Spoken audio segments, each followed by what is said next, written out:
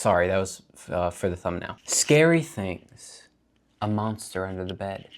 A figure at the end of the hallway. A creak in the floorboard.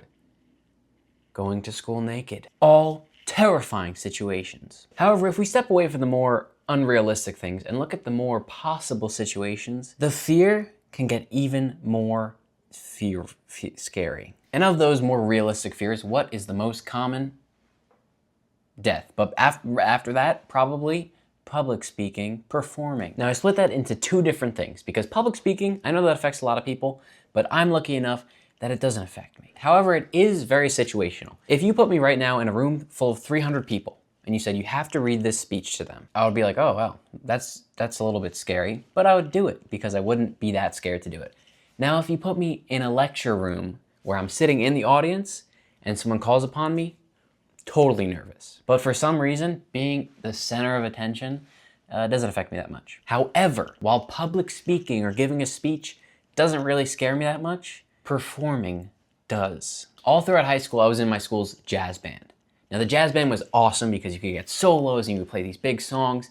And eventually when I got old enough, I got my very own solo. And boy, let me tell you, I was terrified. Because I had never performed in that way before. You have to stand up, puff your chest out, and play as best as you can, and everyone can hear you. Now there were 2 times I soloed in high school. One of them, I killed it. One of them, I didn't kill it so much. Now let's focus on the second one, because in the first one, yeah, I killed it, I'm awesome, I get it. But in the second one, I kind of messed up. I kind of got up there, played my thing, and I messed up. And I was so upset.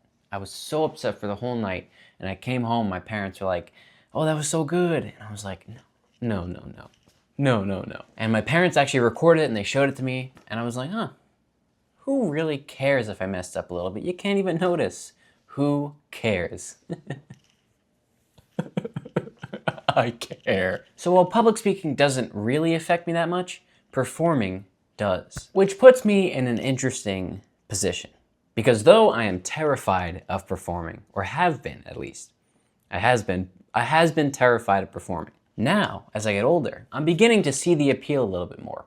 I like being front and center. I've started to realize that if I like speaking in front of people, why don't I like performing? On top of that, I love acting. I love theater. I love musicals, though I don't know if I have the best voice. I don't know if my musical dreams will ever come true. But I've always really wanted to act. And as I get older, I'm starting to realize, maybe it doesn't matter that much. Maybe it's time for me to give it a shot.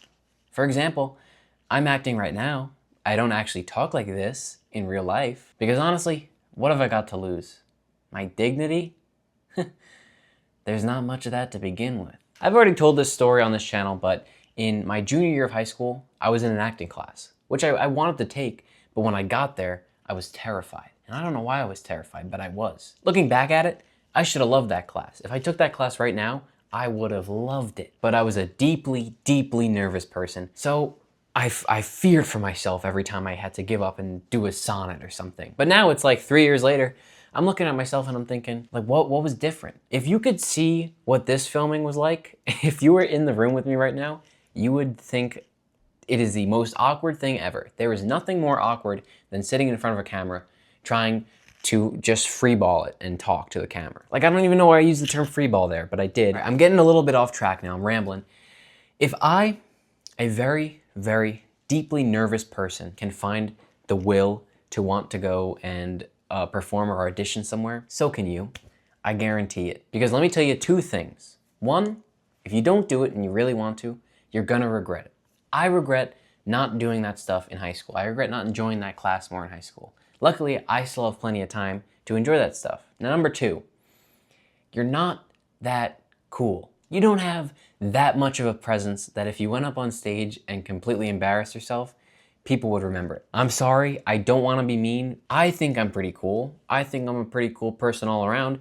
I'm not cool enough to avoid doing something I want out of fear of being embarrassed. I'm just not. No one is. And that doesn't just apply to performing. It applies to doctoring, to surgeoning, to nursing, to writing a book, becoming an engineer, anything. There are ways to make that type of stuff happen. Don't put yourself in a box.